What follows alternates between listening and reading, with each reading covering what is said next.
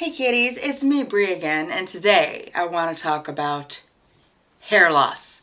Bum bum bum.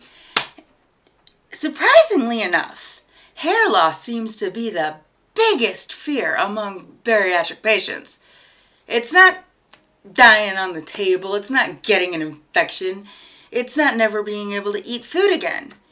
The biggest fear is hair loss? Now, let me put it to you this way.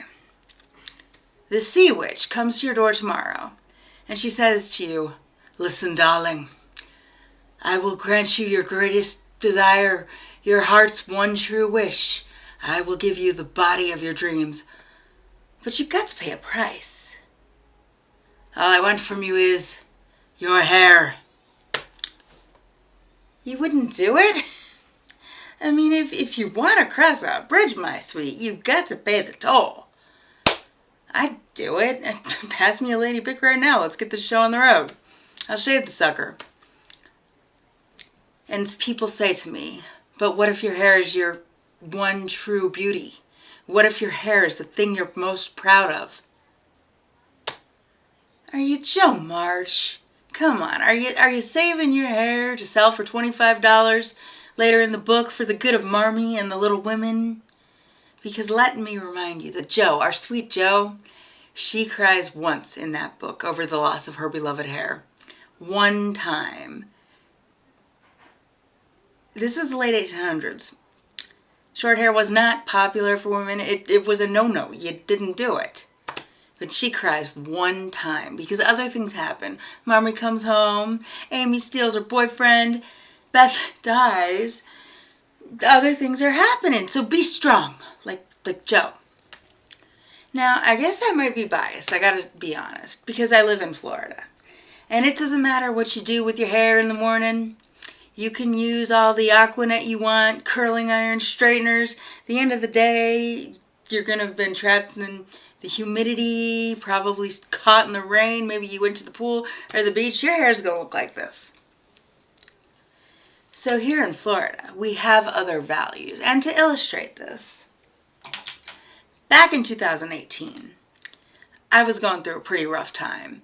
I came down out of nowhere with a horrible, horrible attack of chronic bronchitis. I've never seen anything like it. I couldn't talk from September to January. I couldn't make a sound. And I was sneezing and coughing. Had to carry a little spit cup because I kept hacking stuff up. I don't know what it was, but it was stuff. And it was disgusting. And then my landlord, whom I'd rented from for 7 years, decides, this is the greatest time in the world to evict her. He sold the house I'd been renting, my home. It may have been his house, it was my home. I'd lived there for 7 years, and I think the worst thing I ever did was write the wrong figure on a check one time. And this guy comes up. He didn't even sell it. He tricked me into selling it.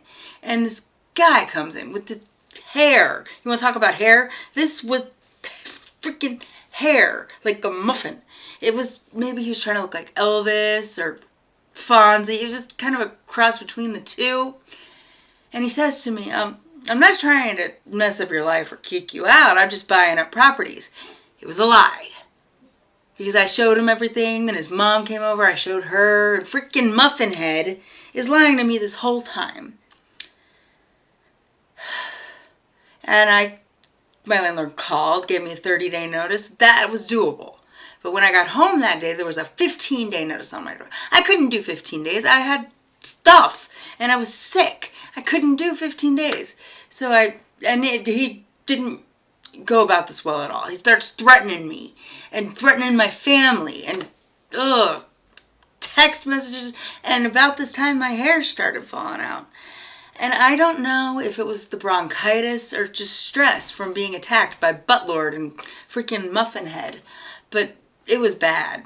I'd sweep and just get clumps of hair. And then one day I woke up in bed and everything was covered with hair. My hair that was supposed to be on my head. I went completely bald. Right here. I had a huge bald spot. No hair from like here to here. Completely bald. It was significant.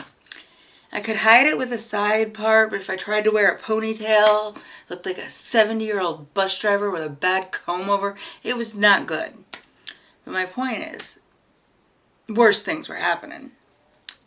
And I was thin then. I would prefer being thin and bald to being fat with hair. It was the year that my mother made all these hats, so I was styling. Hair loss was not that bad. And later on, after I'd moved away and gotten my life sorted together, I discovered this. It is Lipogain the Big 5. Hair rejuvenating shampoo. I'll link it in the description. I used this and my hair grew back quickly. So hair loss, don't let that scare you. It's not that bad. Like when they told me that a potential side effect of surgery was hair loss, I just, it didn't scare me at that point. So just don't let it stop you from doing the surgery. You will regret it. Thanks for listening, kitties. Have a great day.